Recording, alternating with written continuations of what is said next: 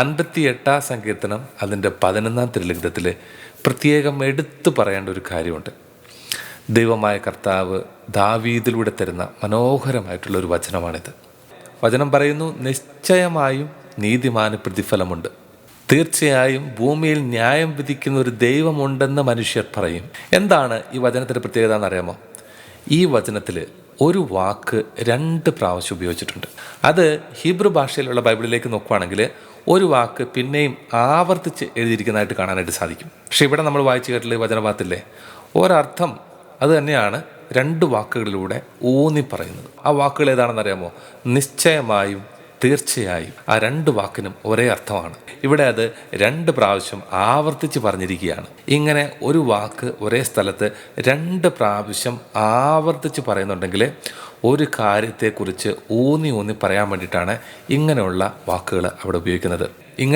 ഇങ്ങനെ വിശുദ്ധ ബൈബിളിൽ ഒരു വാക്ക് 2 പ്രാവശ്യം ആവർത്തിച്ച് പറഞ്ഞിട്ടുണ്ടെങ്കിൽ അതിനർത്ഥം ആ പറഞ്ഞ കാര്യം എന്താണോ അത് ഉറപ്പായിട്ട് സംഭവിച്ചിരിക്കും. അതിൽ യാതൊരു മാറ്റം ഉണ്ടാകുകയില്ല. ഇനി എന്താണ് ഇവിടെ പറയുന്ന കാര്യം? വചനം പറയുന്നു, നിശ്ചയമായും നീതിമാന് പ്രതിഫലമുണ്ട്. ഒരു വ്യക്തി നീതിയിൽ, വിശുദ്ധിയിൽ, ദൈവമാർഗത്തിൽ ആണ് സഞ്ചരിക്കുന്നതെങ്കിൽ ആ വ്യക്തി ഒരിക്കലും സംശയിക്കേണ്ട, നിനക്കുള്ള പ്രതിഫലം ദൈവം തന്നിരിക്കും. അത് ഉറപ്പാണ്, 100% ഉറപ്പാണ്. നീ ഇങ്ങനെ വിശുദ്ധിയിൽ, നീതിയിൽ, കൃപയിൽ, പ്രാർത്ഥനയിലൊക്കെ ഇങ്ങനെ ജീവിക്കുമ്പോൾ നീ ഒരിക്കലും വിചാരിക്കരുത്, അല്ലെങ്കിൽ നമ്മൾ ഒരിക്കലും വിചാരിക്കരുത്, ഇതിനൊക്കെ ഒരു അനുഗ്രഹം കിട്ടുമോ?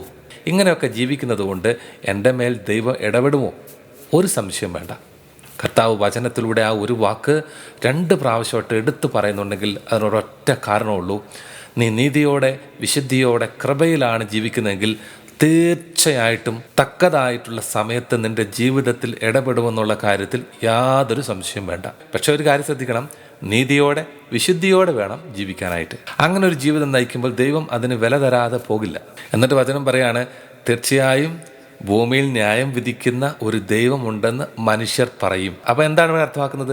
നീ നീതിയോടെ, വിശുദ്ധിയോടെ ജീവിച്ചു കഴിഞ്ഞാൽ അതിൻ്റെ അനുഗ്രഹം നിൻ്റെ അടുത്തേക്ക് വന്ന് നീ അത് അനുഭവിച്ച് ജീവിക്കുന്നത് കാണുമ്പോൾ ദൈവം നിൻ്റെ ജീവിതത്തിൽ ഇടപെട്ടതിനെ ഓർത്ത് മറ്റുള്ളവർ സംസാരിക്കും. അതൊരു പക്ഷേ നിന്നെ തരം താഴ്ത്തിയവരായിരിക്കാം, നിനക്കെതിരെ നിന്നവരായിരിക്കാം, നിന്നെ വിമർശിച്ചവരായിരിക്കാം, ആരുമായിക്കോട്ടെ. നിന്നെ അനുഗ്രഹിച്ച മേഖലകളെ എടുത്തു പറഞ്ഞ് ഭൂമിയിൽ ന്യായം വിധിക്കുന്ന ഒരു ദൈവമുണ്ടെന്ന് മനുഷ്യർ പറയും.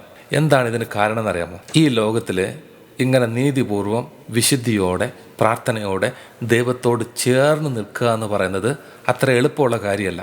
ഈ ലോകത്തിൽ നമ്മുടെ വ്യത്യസ്തമായിട്ടുള്ള സാഹചര്യങ്ങൾ, നെഗറ്റീവും പോസിറ്റീവുമായിട്ടുള്ള ആൾക്കാരുണ്ടാവും, സാഹചര്യങ്ങളുണ്ടാവും. അവയെല്ലാം തരണം ചെയ്തുകൊണ്ട്, അവയെല്ലാം അതിജീവിച്ചുകൊണ്ട് വലിയ കഷ്ടതകളും ദുരിതങ്ങളിലൊക്കെ വലിയ നീതിയോടെ ജീവിക്കുമ്പോൾ അത് ദൈവം കാണാതെ പോകില്ല എന്നാണ് ദൈവം പറയുന്നത്.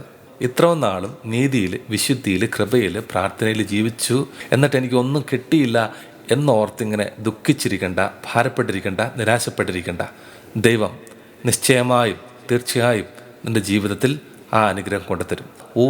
ഊന്നി ഉറപ്പിച്ച് പറയുന്ന വലിയൊരു അനുഗ്രഹമാണ് ഈ വചനത്തിൽ നമ്മൾ കാണുന്നത്. ഒരു നിമിഷം നമ്മുടെ കണ്ണുകളടച്ച് തമ്പുരാന്റെ തിരുസന്നിധിയിൽ പ്രാർത്ഥിക്കാം. ദൈവമേ, അങ്ങ് വചനത്തിലൂടെ കൽപ്പിച്ചിട്ടുണ്ട്, നീതിയിൽ ജീവിക്കുന്ന വ്യക്തിക്ക് നിശ്ചയമായും പ്രതിഫലമുണ്ട്, അനുഗ്രഹമുണ്ട്. എൻ്റെ കർത്താവെ, നീതിയിലും വിശുദ്ധിയിലുമൊക്കെ ജീവിക്കാനുള്ള വലിയൊരു കൃപ എനിക്ക് തരണമേ.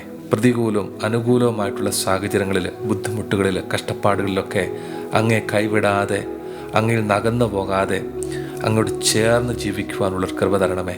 എൻ്റെ ഉള്ളിൽ ദൈവിക നീതിക്കെതിരായിട്ട് നിലനിൽക്കുന്ന എന്തെങ്കിലും നെഗറ്റീവായിട്ടുള്ള കാര്യങ്ങളുണ്ടെങ്കിൽ, എതിർ ശക്തികളുണ്ടെങ്കിൽ, എതിർ ചിന്തകളുണ്ടെങ്കിൽ അതെല്ലാം എടുത്തു മാറ്റി അങ്ങ് ആഗ്രഹിക്കുന്ന ഒരു വ്യക്തിത്വത്തിലേക്ക് വളരാനുള്ള ഒരു കൃപ എനിക്ക് തരണമെന്ന് ഞാൻ പ്രാർത്ഥിക്കുന്നു. അങ്ങനെ അങ്ങയുടെ നീതിയിൽ ജീവിച്ച്, അങ്ങയുടെ അഭിഷേകത്തിൽ ജീവിച്ച് അങ്ങ് നൽകുന്ന ആ പ്രതിഫലം, ആ അനുഗ്രഹം, അത് സ്വീകരിച്ച് ദൈവത്തിന് നന്ദി പറയാൻ ഈ ഭൂമിയിൽ അവിടുന്ന് എന്നെ അനുഗ്രഹിക്കണമേ എന്ന് ഞാൻ പ്രാർത്ഥിക്കുന്നു. ഇത്രയും നാളും നീതിയിലും വിശുദ്ധിയിലും ഒക്കെ ജീവിച്ചിട്ട് ഒന്നും കിട്ടിയില്ല എന്നുള്ള ഒരു പരാതിയിൽ നീ ജീവിക്കരുത്.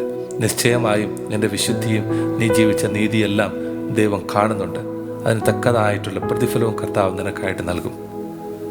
അത് പരിപൂർണമായിട്ട് വിശ്വസിച്ചുകൊണ്ട് കർത്താവിൻ്റെ തിരുസന്നിധിയിൽ പ്രാർത്ഥിക്കുക. ഈ സമയം കർത്താവിൻ്റെ തിരുസന്നിധിയിൽ നിന്ന് ദൈവാനുഗ്രഹം പ്രാപിക്കാനായിട്ട് ഒരു ആശീർവാദം സ്വീകരിക്കാം.